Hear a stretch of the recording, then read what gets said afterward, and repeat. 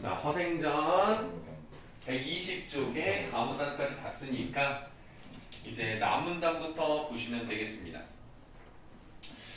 허생전은 글쎄요, 뭐 꼭 이렇게 나눠야 되는 것은 아니지만 3단계로 만약에 나뉜다고 한다면 맨 첫 번째 부분은 허생이 오히려 무능한 양반, 경제적으로 형편없는 그런 사람들을 대표해서 아내가 허생을 비판하는 방식으로 갔죠. 그때는 아내가 박지원의 생각을 대변했다면 그 다음에는 경제적으로 조선이 얼마나 취약하고 형편없는지에 대해서 허생이 비판을 하는 그런 내용이죠. 그러면 거기서는 박지원의 생각이 허생을 통해서 드러납니다. 경제적으로 굉장히 취약하고 유통이 발달되어 있지 않고 무역을 하지 못하는 이런 조선 경제 취약성을 얘기했다면 저번 시간에 이제 마지막 부분에는 정치적으로 북벌론을 주창을 하면서도 실천에 옮기지 못하는 그런 정치적인 문제점에 대해서도 이야기를 하고 있습니다. 우리가 이제 북벌을 하기 위해서, 다시 말하면 청나라에게 복수를 하기 위해서는 힘을 길러야 되겠죠? 힘을 기르는데 제일 중요한 건 역시 인재의 등용입니다. 그래서 그 인재를 등용하기 위해서 어떻게 하면 좋을까요? 라고 이완 대장이 와서 물어봤을 때 첫 번째로는 와룡 선생 같은 사람을 추천할 테니까 삼고천할 수 있겠느냐? 라고 물어보죠. 그런데 어렵다. 이렇게 얘기를 합니다. 왜냐하면 명분, 체면, 권위 이런 걸 중시하기 때문에. 그래서 두 번째 얘기를 좀 해주세요 라고 하는 내용, 이게 남문단부터입니다. 남문단. 나는 원래 제의라는 것을 모른다 하고 허생을 외면하다가 이대등의 간청에 못 이겨 말을 이었다. 명나라 장졸들이 조선은 옛 은혜가 있다고 하여 라고 되어 있죠. 우리가 명나라에서 어떤 도움을 받았다고 했죠? 그렇습니다 여러분들, 맞아요. 네. 임진왜란 때 군대를 파견해줬단 말이야. 그래서 그런 은혜가 있죠. 그 자손들이 많이 우리나라로 망명해 와서 정처 없이 떠돌고 있으니 너는 해서 대가로 여시면 되겠습니다. 너는 조정에 총하여 종실의 딸들을 내어 모두 그들에게 시집 보내고 훈척 권기의 집을 빼앗아서 그들에게 나누어 주게 할 수 있겠느냐? 받아보시면 되겠습니다. 자, 이 두 번째 제안인데요. 조금 쓸 게 있어요. 요거 좀 여백을 좀 많이 찾아야 되는데 여백이 많지가 않네요. 선생님 생각에는 남문단 왼쪽쯤에 쓰는 것이 그나마 제일 넓지 않은가라고 생각합니다. 자, 두 번째 제안은 뭐냐면 결국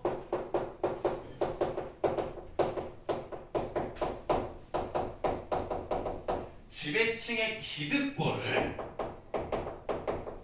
폐지해야 된다.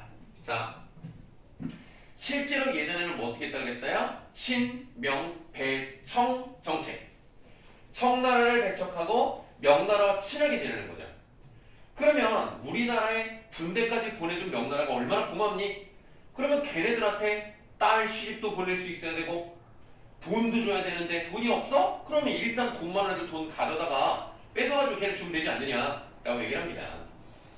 그래서 기득권을 폐지를 해야 명나라의 후손들을 예용할 수 있지 않겠느냐? 라고 하는데 사실은 이것은 못할 거 뻔하거든요.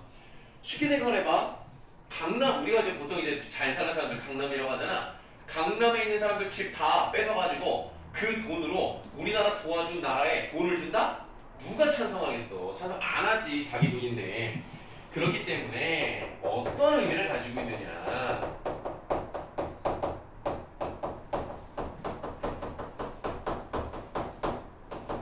명나라의 은혜를 갚기 위해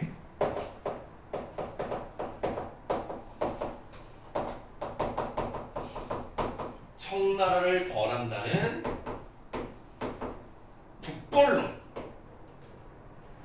이런 북벌론의 큰 명분 중에 하나가 명나라를 결국 무너뜨리게 하는 청나라를 혼내줘야 된다는 거야. 그러면 당연히 명나라에게 잘해줘야 되는 거 아니야? 근데 그렇게 안 하거든.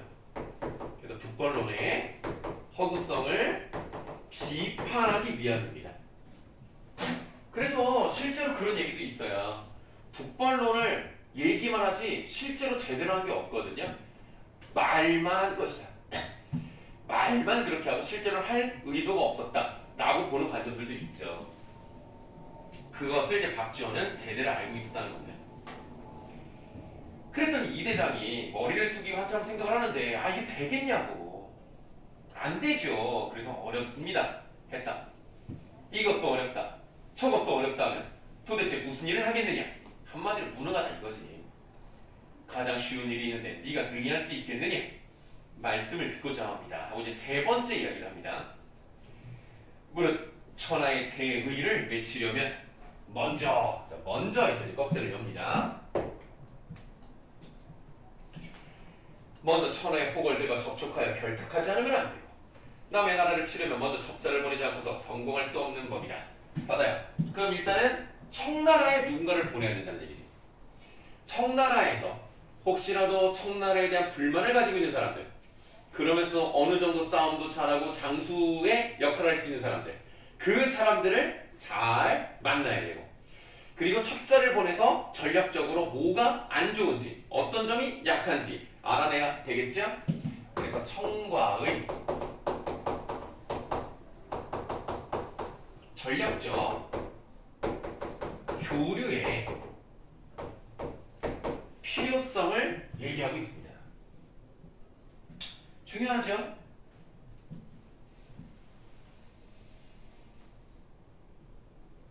지금 만주 정부가 청나라 말하는 겁니다.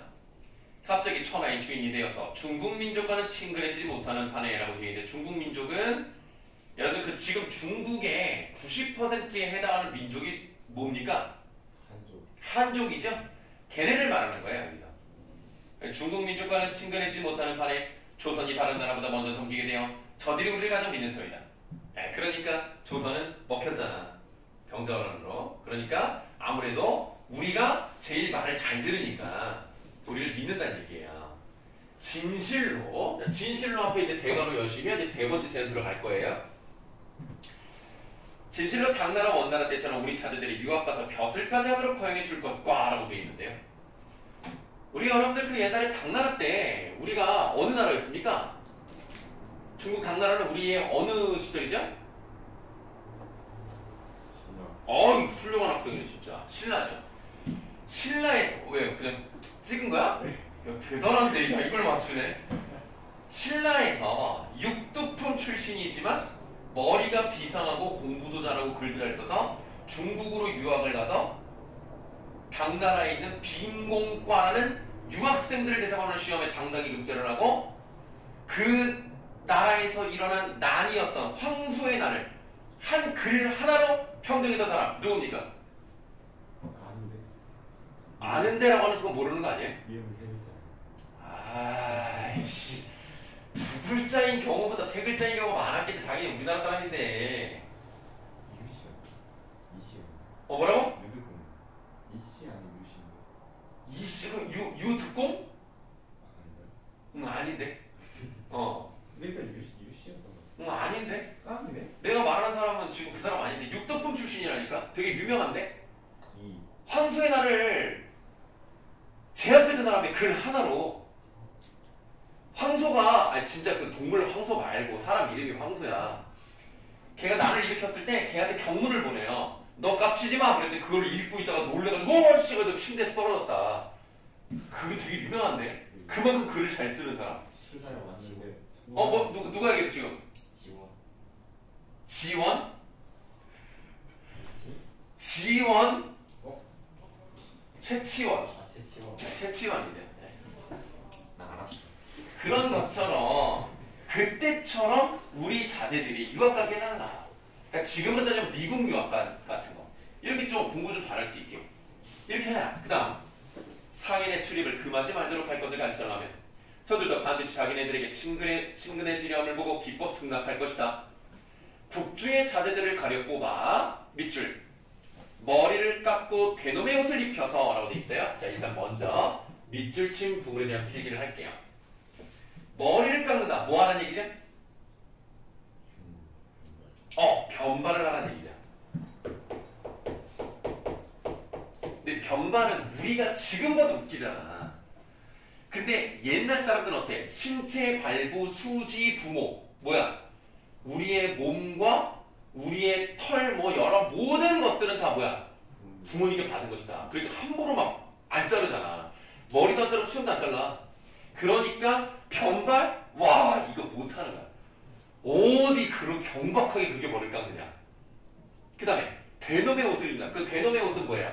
그러니까 중국 옷인데 그걸 뭐라 그래? 걔네들이 입는 호복이라고 그러잖아. 그래서 우리가 병장 호난이라고 하잖아요. 네, 호복. 그러니까 변발과 호복을 하는 건 뭐야? 네, 그들의 문화를 따라야 걔네가 좋아하지. 그런 노력을 해야 된단 말이야. 그래서 그중 선비는 가서 빈공과에 응시하고 또 서민은 멀리 강남에 건너가서 장사를 하면서 전하의 실정을 정탐하는 한편 저 땅의 후벌들과 결탁한다면 한 번 천하를 뒤집고 국치를 씻을 수 있을 것이다. 나다야. 그러니까 뭐 정확한 비율은 아니지만 약간 간첩 같은 애들 많이 보내는 거죠. 그래서 얘네들의 어떤 약점을 빨리 파악해서 그 나라의 불만을 가진 애들이랑 결탁을 해서 한번 뒤집어 보자. 그럼 우리가 청나라 물리칠 수 있다. 이런 얘기를 한단 말이죠. 이게 바로 세 번째 제안인데요. 우리가 지금 북번호를 못하는 이유가 뭐냐면 말만 하는 거야. 말만. 우리는 명나라를 섬기는 사대주의를 가지고 있는 나라로서 그 위대한 나라를 위해서 싸워야 된다라고 말만 하지 실제로 할 생각이 없단 말이야. 그래서 이 세 번째 제안은 일단 문물 교류를 해야 된다. 근데 이게 중요한 것은 관념적이지 않고요. 구체적인 실천 방안 이렇게 제시한다는 것은 상당히 구체적이면서 실현 가능성이 있죠. 그러니까 만약에 지금으로 따지면 정부의 의지가 중요한 건데 정부 그런 거 있잖아요. 예를 들면 중국이랑은 우리랑 사상이 안 맞으니까 걔네는 뭐 자유주의도 아니고 민주주의도 아니잖아.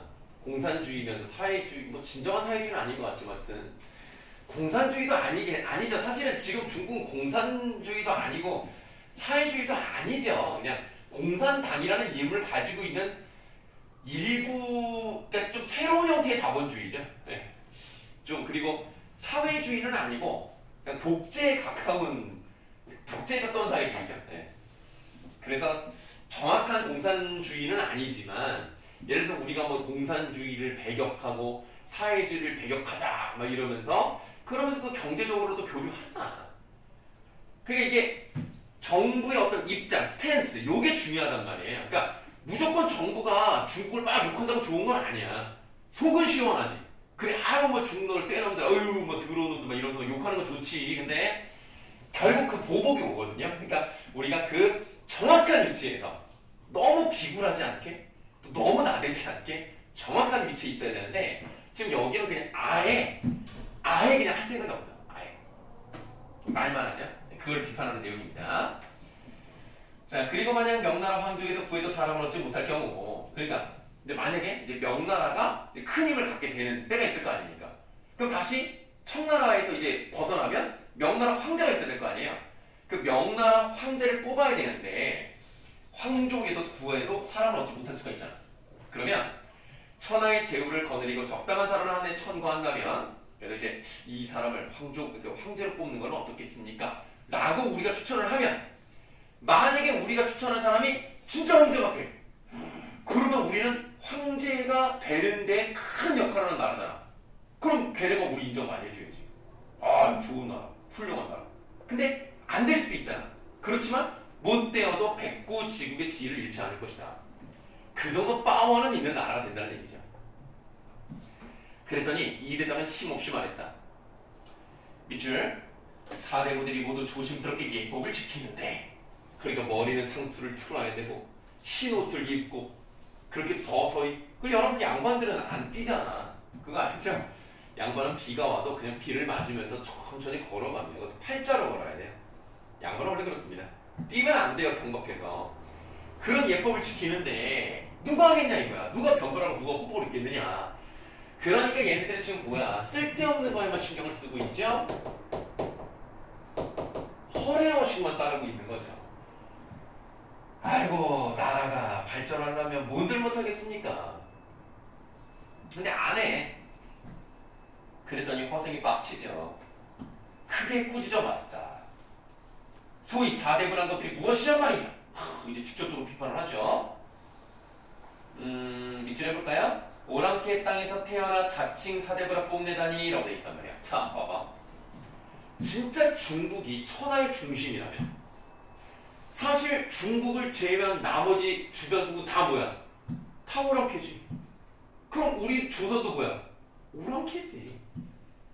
중국을 그렇게 섬기면서 중국이 세상의 중심이라고 얘기하면은 사실 우리도 오랑캐잖아. 근데 오랑캐 땅에서 태어나놓고는 자기들은 오랑캐가 아닌 줄 알고 우리는 사대문이 어쩌니 예법을 지키니 어쩌니 이러고 있단 말이야. 그래서 지금 이 부분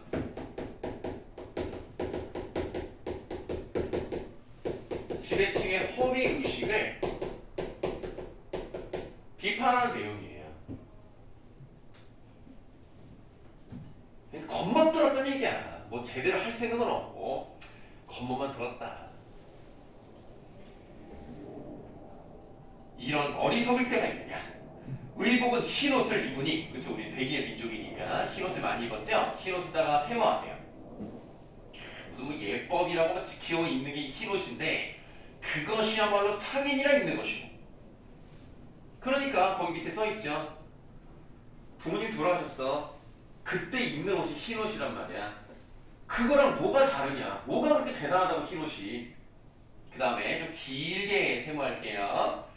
머리털을 한데 묶어 송곳같이 만드는 것. 이거 다 길게 세모하세요. 이거 뭐 하는 거 말하는 겁니까?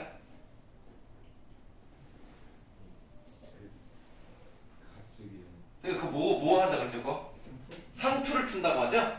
이런 거 송곳같이 만드는 거. 이거 그냥 남쪽 오랑캐 숲속에 지나지 않은 거야. 뭐가 그렇게 대단하다고.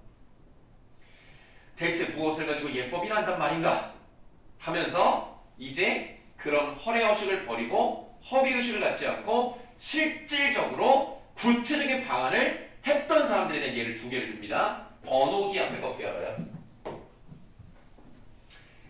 번호기는 진나라 장수입니다. 그 진시황이 세웠던 진나라를 말하는 거예요. 워낙 중국에도 진나라가 많아가지고 여기서 그 진시황의 나라입니다. 번호기는 원수를 갚기 위해서 자신의 머리를 아끼지 않았고 라고 되어 있어요. 이거 좀 간단하게 좀 설명드리면 그 진시황을 죽이려는 사람이 많았습니다. 왜냐면 진시황이 약간 폭정에 가까운 정치를 했었죠. 아방궁을 짓고 만리장성을 짓고 백성들의 삶을 돌보지 않고 토목에 너무나 많이 동원을 했었죠. 그래서 뭐 그런 거랑 연결해서 결국 진시황이 세운 진나라는 그 아들, 이 이름이 호해입니다. 호해까지밖에 못 갔어요. 딱 두 대에도 완전히 마무리도 못하고 끝나버려요. 40년 정도인가요? 망해버렸단 말이죠. 진시황도 물론 뭐 일찍 죽었고요. 그래서 진시황을 죽이려는 사람이 많았습니다. 근데 이 번옥이라는 사람이 유명한 자객이에요. 그러니까 사람을 이제 여차하면 죽일 수 있는데 워낙 경비가 삼엄하니까 못 들어간단 말이야. 그래서 다른 자객한테 부탁을 합니다. 나를 죽여라. 나를 죽여서 내 머리를 상자 안에 넣어가면 진시황을 죽이려고 했던 사람 중에 가장 유명했던 나의 머리를 가져간다는 것은 아주 충성스러운 신하가 될 수 있다는 증표잖아. 그래서 진시황의 마음을 사라. 그리고 가까이 가서 내 머리를 보여주면서. 그럼 이제 그 사람도 무술 실력이 뛰어나서요. 10발자국까지만 가잖아요? 그러면 어떤 경우에도 사람을 죽일 수 있어요. 네, 그런 설정입니다. 네, 그래서 그 사람이 그렇게 정말 번옥의 목을 가지고 진시황을 찾아가요. 진시황이 그럼 한번 보자. 일로 와봐라. 아주 가는 거야. 근데 가 이제 조금만 더 가면 10발자국 안에 들어가니까 진짜 진시황을 죽일 수 있어. 내가 그 영화를 봤거든요. 가다가 멈춰. 그러더니 갑자기 뒤로 가는 거야. 그러면서 사실은 이러이러한 이유로 내가 이 사람의 목을 가지고 왔고 사실은 나는 진시황 당신을 죽이러 왔다. 하지만 결국 황제는 황제이기 때문에 나는 당신을 죽이지 않겠다. 오히려 태평한 세상을 만들기를 부탁드립니다. 하고 그대로 나와요. 나 되게 답답했다 그거 보면서. 그래서 나오다가 뒤를 딱 돌아보니까 수많은 병사들이 이렇게 화살을 쏘는 거야. 딱 화살이 뭐 CG겠지만 수만 개가 날아와요. 그래서 그거를 맞았는데 맞는 장면 안 나오고 벽이 이렇게 있을 거 아니야. 담장 같은 게 이렇게 있고 화살이 따다다다다다다 이렇게 막 그렇게 했는데 요렇게 여기만 빼고 다 화살이 막혀있어. 요렇게 끝나요. 좀 뭐야 이거. 앞에는 되게 재밌었거든요. 마지막에 이게 뭐하는 거지? 라는 생각이 들었는데 결국 그래서 진시황이 뭐 큰 나라를 만들기 위해서 뭐 노력했다 뭐 이런 식으로 끝나요. 나름 유명한 사람 많이 나오는 그런 영화였는데 중국 영화입니다. 어쨌든 그렇게 원수를 갚기 위해서 자신의 권리를 아끼지 않았고요. 무령왕, 이것도 유명한 우리나라 왕이죠. 이거 무령왕. 무령왕은 나라를 백제 사람이죠. 나라를 강성하게 만들기 위해서 배놈의 옷을 부끄럽게 여기지 않았다 하고 닫으시면 되겠습니다. 이 우리가 고구려, 백제, 신라 이렇게 계속 힘을 뭐 어디가 더 세지고 어디가 약해지고 막 이런 막 한강을 차지하냐 못 차지하냐 이런 막 싸우고 막 그랬잖아요. 그랬을 때 백제가 고구려한테 한번 크게 져가지고 힘이 많이 줄었을 때 이 무령왕이 다시 백제 힘을 키우기 위해서 선진 문물을 가지고 와야 되겠다 해서 중국에 가서 머리를 조아리면서 우리에게 좋은 기술 전수해 주십시오라고 부탁을 했단 말이에요. 그래서 그거를 되게 마음에 들어해서 되게 많이 도와줘서 힘이 많이 커졌다. 그런 얘기입니다. 그래서 중국 옷을 입었어요. 자, 꺽쇠침 부분을 보시면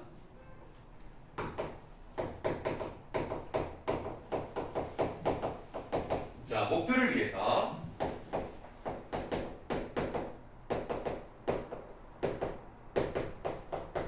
허례허식을 버리고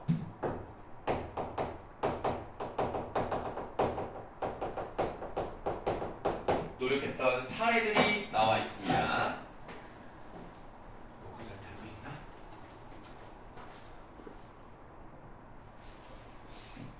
가끔 녹화가 안 된 적이 있어요. 내가 2주 전인가 또 다른 수업 녹화를 한번 못해가지고 그래서 좀 예민해요.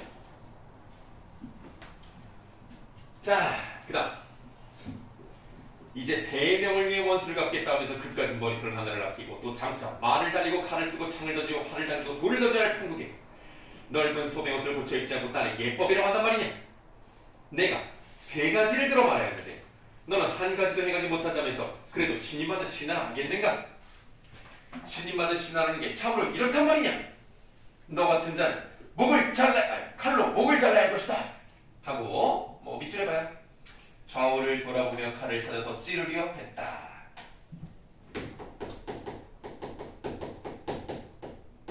지배층에 대한 분노가 절정에 달한 부분이죠.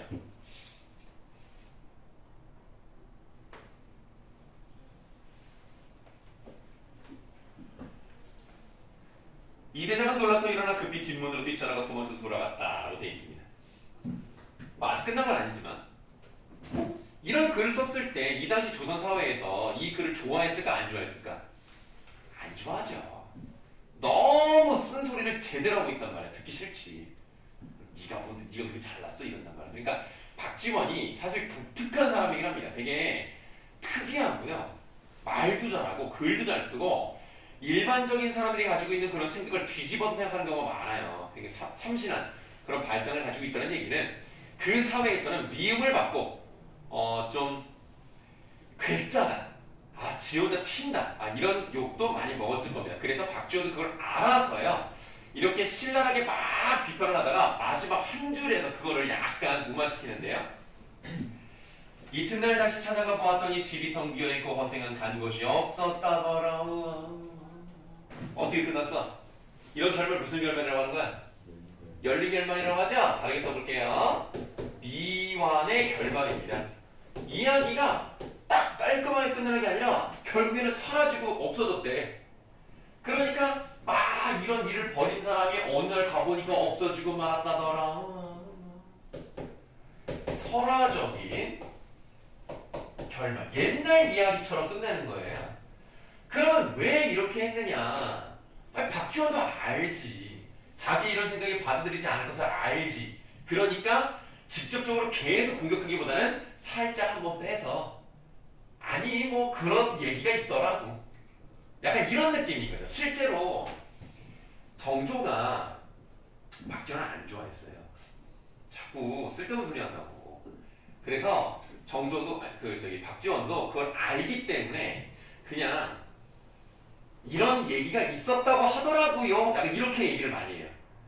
얘기하지 말라 그러면 아니 제가 하는 게 아니고요. 어디서 제가 들었는데 이렇게 얘기를 하더라니까요. 그러니까 정조도 함부로 못하는 거야. 이 자식 이거 자기 얘기라고 하기에는 아니라고 하니까 들었다는 걸 그럼 어떻게 그러면. 그래서 좋아하진 않았지만 어떻게 하지를 못했다더라. 그래서 이렇게 한 발 좀 빼는 그런 느낌이 좀 있습니다. 자, 지금 얘기한 거를요. 저 밑에 핵심 포차 3번을 보시면 그 3번의 별표 좀 하세요. 자, 미원의 결말인데요. 허승의 이인, 특이한 사람이죠. 네, 그런 이인다운 면모를 부각을 하고요. 작품의 여운을 남기고요. 허승의 주장이 당시에는 수용되기 어려운 급진적인 것이었음을 보여줍니다. 그러니까 허생으로 대표되는 박지원의 생각은요. 급진적이고 실리추구라면 이완대장으로 대표되는 지배층의 생각은 명분 중심, 관념 중심입니다. 그러니까 말이 안 통하죠. 결국에는 북벌은커녕 뭐 청나라가 이제 나중에 뭐랄까 공산주의 혁명으로 무너질 때까지 청나라가 이제 유지가 되죠. 그래서 이제 그때 이제 중화 그러니까 이제 장점이라고 모택동이랑 장제스랑 이렇게 막 국민당이랑 이제 공산당이 싸워가지고 결국에는 이제 그 장제스 쪽이 이제 밀리면서 이제 대만이 됐고 중국이 이제 그 모택동이 이제 통일을 해야했다거나 뭐 어떤 그 혁명이 성공을 해가지고 그래서 중국은 대만을 인정을 안 하잖아요. 그래서 하나의 국가다 이렇게 얘기를 하고 자꾸 대만을 공격할 듯이 얘기를 하죠. 그럼 이제 미국은 아무래도 중국이 대만을 먹으면 자기들 쪽이 불리하기 때문에 마치 북한이 우리나라 먹으면 안 되는 것처럼 계속 지켜주려고는 하는데 자꾸 중국이 도발을 하죠. 모르겠습니다. 우리나라를 둘러싸고 있는 이 상황이 그렇게 좋지가 않습니다. 뭐 일본이야 뭐 우리나라를 2번이나 크게 쳐들어왔으니까 믿을 수가 없고 중국 믿을 수가 없고 북한 믿을 수가 없고 조금 거리가 멀지만 러시아 믿을 수가 없고 믿을 곳이 없네. 왜 쳐다봐? 믿을 곳이 없어. 그러니까 우리는 자주국방을 열심히 잘해야 된다. 자, 이렇게 허생전을 해봤으니까요. 허생전 문제가 있단 말이에요. 이 문제를 풀어오는 것을 숙제로 나가도록 하겠습니다. 일단 여기다 하나 써드릴게요. 허생전. 그 다음에 지금 선생님이 또 까먹고 안 하러 왔네. 그 다음에 독서 지문. 요것도 이제 하나 숙제로 나갈 것이고, 네, 문학 지문. 근데 문학 지문은 생각이 났으니까 그냥 지금 써드릴게요. 고전시가 5강. 네, 요거를 해오시면 돼요. 요거는 시조예요, 시조. 우리가 저번 시간에 이화의 월백하고라는 시조를 배웠으니까 그거랑 관련해서 시조 4개가 있는 거 한번 해보면 되겠습니다.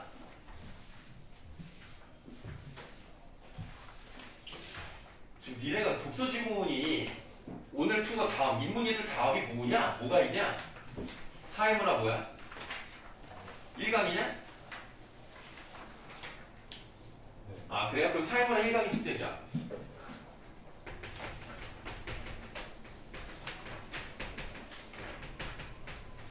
시간은 이따 써드리도록 하고, 일단 요거 뭐 허생전 숙제는 다음 주에 그냥 가져오시면 되는 거고요. 네, 아유 자꾸 목요일에는 습관이 돼가지고. 근데 여러분들 니네가 저번에 보니까 토요일에 수업이 10시에 끝난 사람들이 좀 다수 있더라고. 그래서 토요일 11시까지 보내라 그러면 힘드냐? 아, 그건 아니야? 근데 왜들 잘 안 보내? 시간에 맞춰서. 어? 왜 시간에 맞춰서 보내는 사람이 별로 없지? 그럼 그냥 일단 갈게요. 토요일 밤 11시까지. 그러니까 사실은 여러분들이 토요일에 뭐 학원을 아침부터 오진 않죠? 아침부터는 안 돼요. 아 진짜? 그리고 아침에 끝나요. 아 니네 반은 그래? 네. 아침 뭐 10시부터 해? 12시부터 3시까지. 그러면 3시부터 아무것도 없어요. 여기 아니 너는 토요일에 그럼 뭐 만들어 그럼? 수학만. 아 수학만? 그러면 그 10시에 끝난 사람들은 뭐지? 수학이요. 7시부터. 아 그렇게 하는 반이 있는 거야? 그럼 수학을 그렇게 하는 사람은 오전에 시간이 있을 거 아니야? 그럼 상관없네. 미리 하면 되겠네. 수, 목, 금, 토 4일이나 있네. 오늘 가서 해도 되지만 오늘은 피곤하다고 치면 수, 목, 금, 토 아유 뭐 여유있게 하겠네. 자 이렇게 허생전도 마무리해봤습니다. 자 그럼 이제 우리 허생전 다음에 있는 걸 한번 봐보도록 할 건데요. 허생전 다음에 아이고 이게 참 여러분들 안타까운 얘기지만 이 박지원의 소설 하나 봤으니까 이번에 박지원의 수필을 하나 보도록 할게요. 응? 누가 토하는 소리를 낸 것 같은데? 박지원 글은 그래도 고등학교 1학년 때 여러 교과서에 실려 있습니다. 그만큼 박지원은 중요한 인물이라고 생각하시면 돼요. 우리 지원이 형 이야기는 좀 많이 봐주는 게 좋기는 좋습니다. 뭐 독서에서도 박지원 형은 좀 종종 나오기도 하고요. 문학에서도 뭐 쓴 글이 워낙 많아가지고 소설이나 수필이나 많이 나옵니다. 자 그러면 아니 저기 현태야 그걸 피는 게 아니고 이제 저기 나눠줘 교재를 봐야지 교재를. 교재를 보면 우리가 그렇지 본문 넘어가야지 그치? 본문 넘어서 많이 좀 빨리 좀 넘겨볼까? 그래 뭐 그럴 수도 있지. 선생님도 손이 건조하니까. 그래 여기 있다. 참 좋은 울음토로구나. 거기를 한번 보도록 하겠습니다. 아이고 우리 현석이 못 찾네. 뒤로 가야 되는데 많이 뒤로 가렴. 본봄이 끝나야 된단다. 너무 뒤로 갔네 또 이번에는 참나. 아이고 참 어렵네 어려워. 그렇지 내가 줄게. 선생님 친절하게. 여기 있네.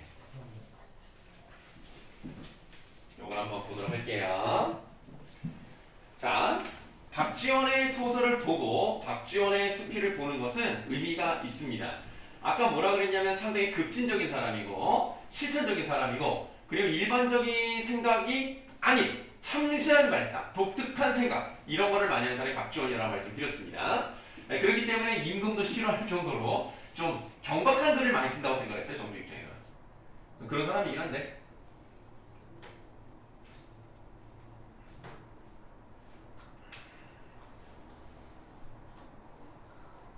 요거 괜찮아요.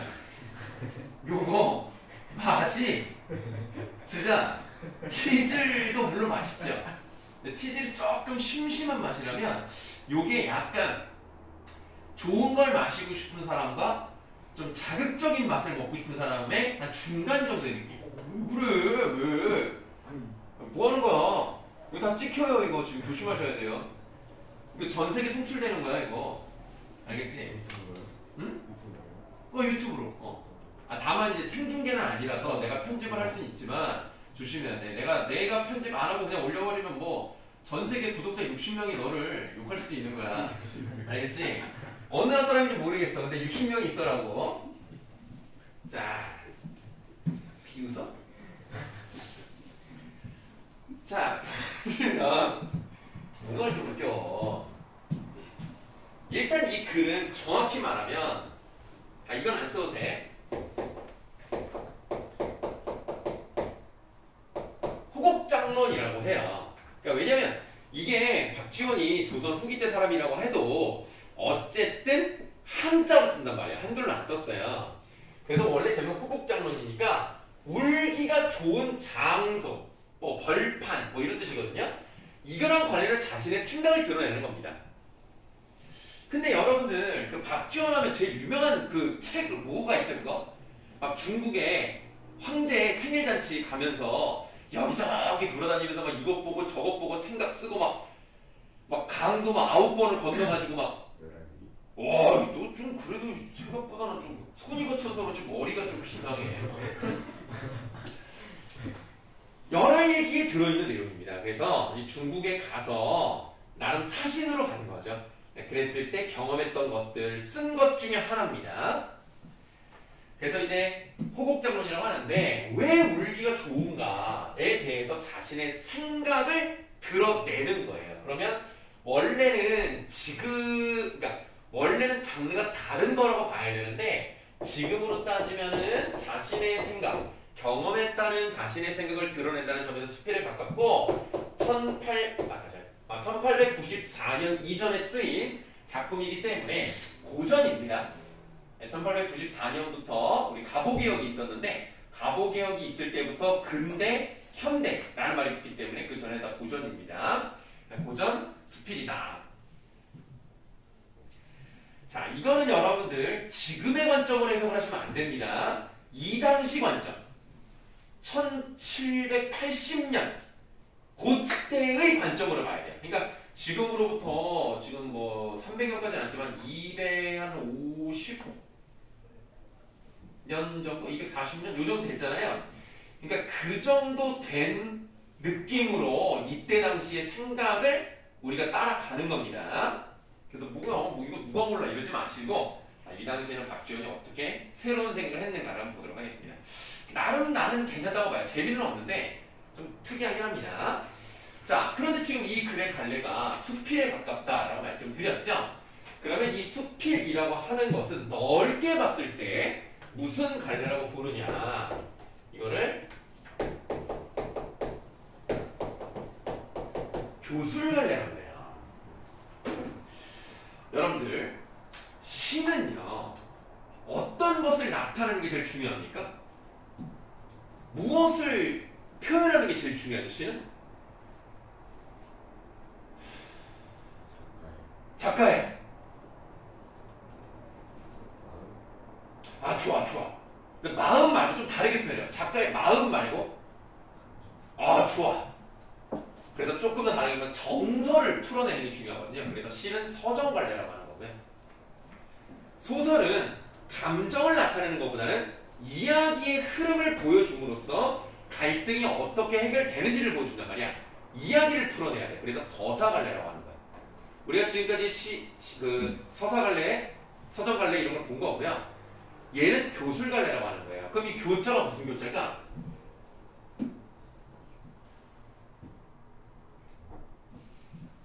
알았다. 가르치다라는 뜻이에요. 술은 말 그대로 풀어내는 거죠. 근데 그냥 여기다 서술하다라고 쓸게요.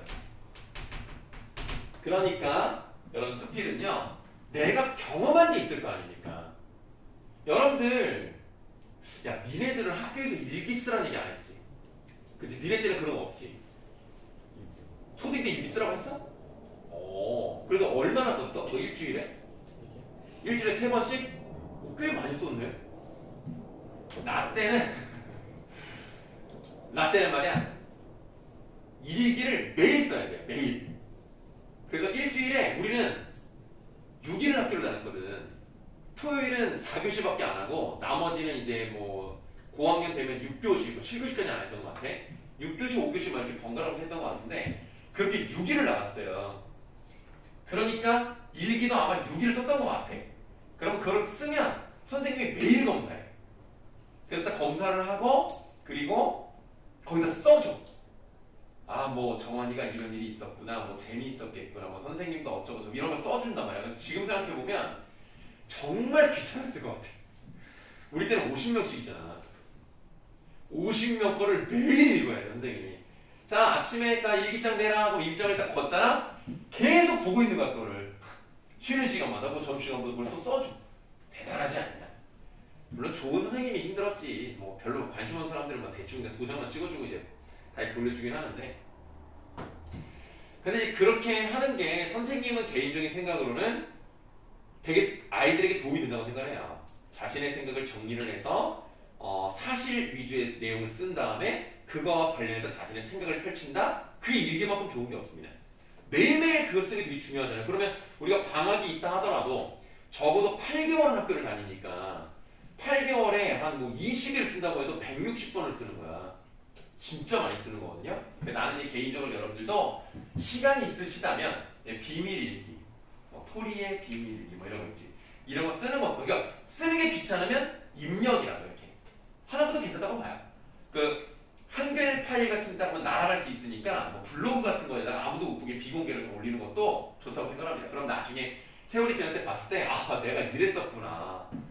아 난 이때 왜 그랬지? 좀 창피하고 좀 쪽팔린 그런 내용이라도 자기를 생각할 수 있는 건 좋은 겁니다. 근데 이제 그렇게 좋은 거긴 한데 문제는 개인의 사생활을 매번 보는 거잖아요. 뭐 인권 침해다 뭐 이런 얘기가 나와서 그때부터 없어졌거든요. 지금은 안 하잖아요. 어쨌든 여러분들 일기도 결국 내가 경험한 것을 바탕으로 내 생각을 써서 이런 교훈을 얻었습니다. 아 이렇게 하니까 좋더라고요. 여러분들 이렇게 하면 어떻겠습니까? 라는 의미로 쓰는 거거든요. 그래서 뭔가를 우리 가르쳐주는 그런 이야기라서 교수를 갈때 성찰하고 교훈을 주는 이런 걸 수필을 합니다. 자, 그 다음에 수필을 하도 어떤 특징이 있느냐면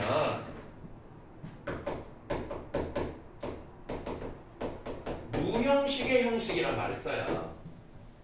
약간 역설적인 느낌이 좀 있긴 있습니다만 자, 소설은 어떤 단계로 써요? 일반적으로 5단계가 있죠.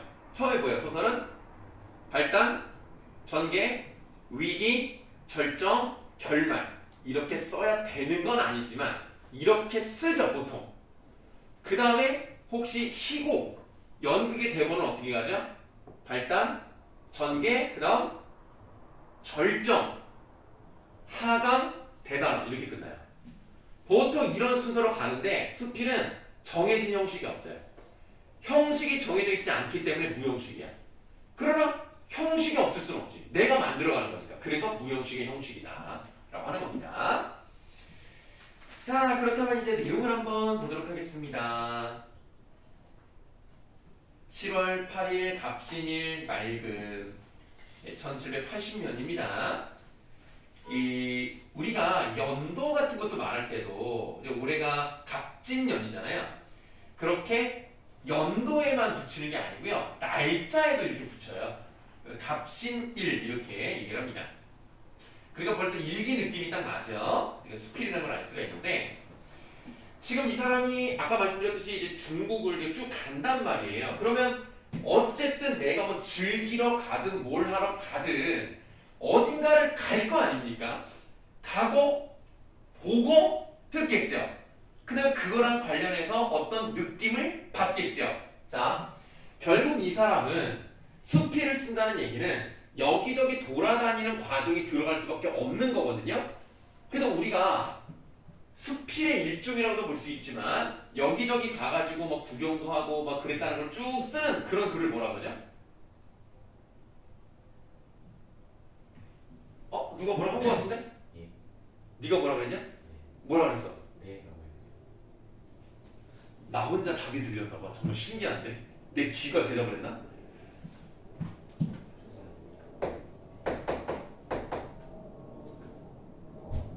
광화문이요? 저기서 벽 치고 들었어? 네가 좀 그런 말을 하니까 벽을 쳐버리잖아. 문은 맞아요. 아, 문은 맞죠? 뭐라고?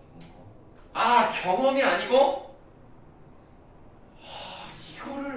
이거 또 알 텐데, 들어봤을 텐데.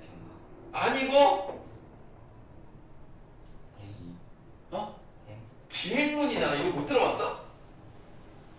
못 들어봤구나. 알았어요. 여행한 거를 기록한 글이에요. 기행문입니다. 그러면 기행문의 요소가 세 가지가 있어요. 기행문이 모르니까 서면서도 모르겠지? 어디를 갔는지가 나와야 될 거 아닙니까? 그거를 여정이라고 합니다. 보고 들었죠. 한자로 뭐라 그래? 보고 들었다. 볼 견자에 들을 문자를 씁니다. 견문. 그 다음에 그에 대한 느낌이 있을 거 아니에요. 감상. 기행문에 이런 게 있단 말이에요. 이 글도 일종의 기행문이라고 볼 수 있기 때문에 저런 것들 찾아가서 읽어보도록 하겠습니다.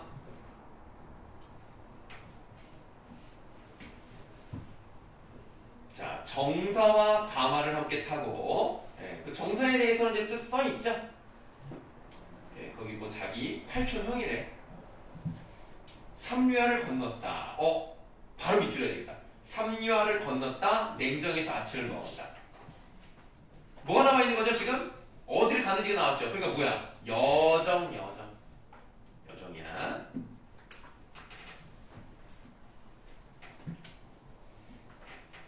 심리 남짓 가서 심리 몇 킬로미터라고 그랬지?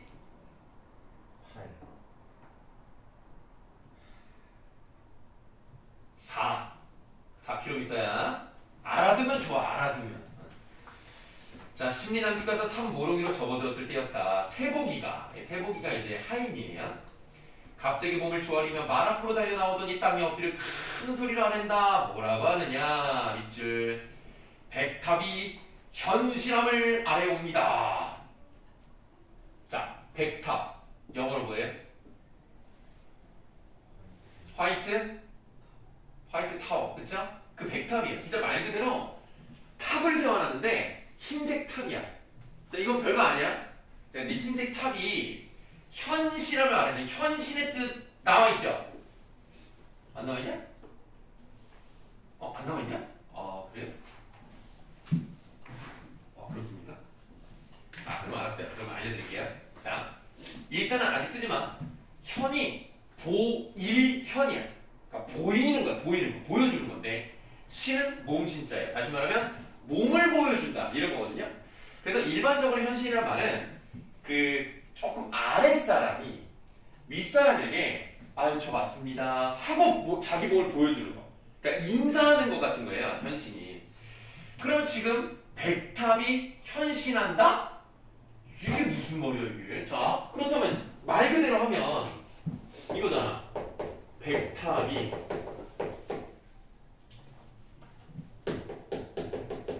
자신의 몸을 보인다. 좀 다르게 말하면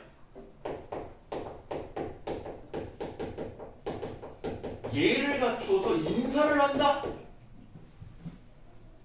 그러면 결국 이거는 어떤 표현법이 생긴다고 봐야 돼요? 네, 의법이 생기겠죠.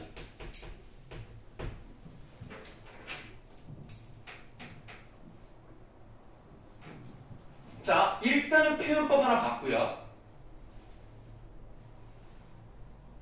그러면 사실은 이건 무슨 뜻이야? 정말 백탑이 우리한테 어유 오셨습니까? 이렇게 나올 수는 없죠.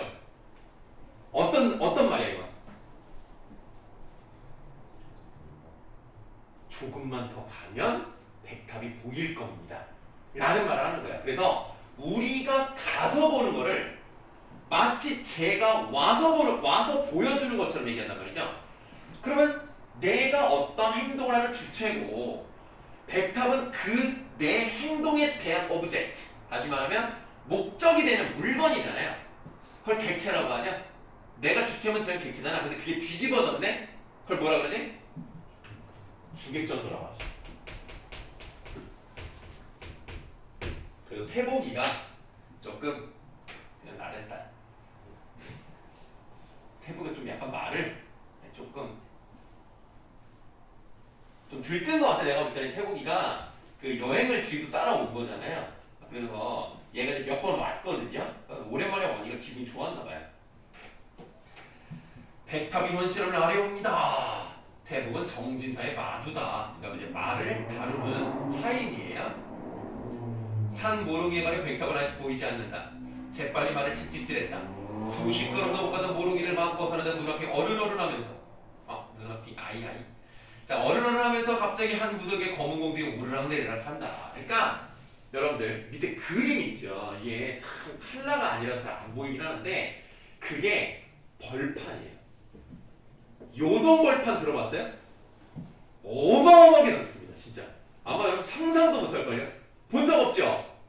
나도 없어. 나도 직접 본 적은 없는데 여러분들 우리나라에서는 야, 니네 수평선을 본 적 있지? 네. 수평선은 바다만 가면 보이잖아. 지평선 본 적 있어?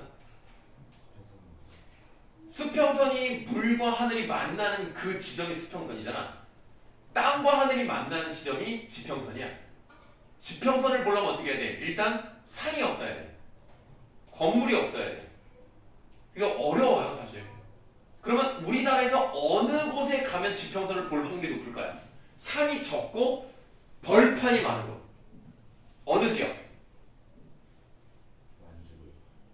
만주는 지금 대한민국이 아니지 않습니까? 물론 광개토대왕께서 만주 벌판 달려라 광개토대왕 물론 맞죠. 예. 근데 지금 말이야, 지금 대한민국에서 물론 북한은 갈 수가 없고 그리고 북한도 산이 많잖아. 아니 잘 모르네 이런 거를. 아니 애들이 너무 교과서만 공부하나 봐. 어디? 어디? 뭐라 누가 얘기하지 않았어 지금? 호남 지역, 전라도 가시면 거기에 진짜 평야가 많잖아요. 옛날에 쌀농사 많이 지었단 말이야, 벼농사를. 그래서 전라도 쪽은 산이 이쪽, 그러니까 우리나라 이렇게 있으면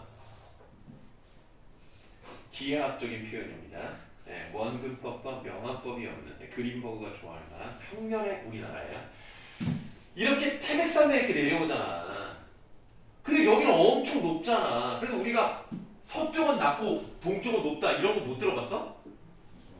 그쵸? 그러니까 여기 전라도 쪽이 여기니까 여기는 이렇게 소백산맥이 이렇게 내려오긴 하지만 여기는 되게 벌판이 넓어요. 그래서 곡창지대, 아주 쌀이 엄청 많이 나오는 지역 아닙니까?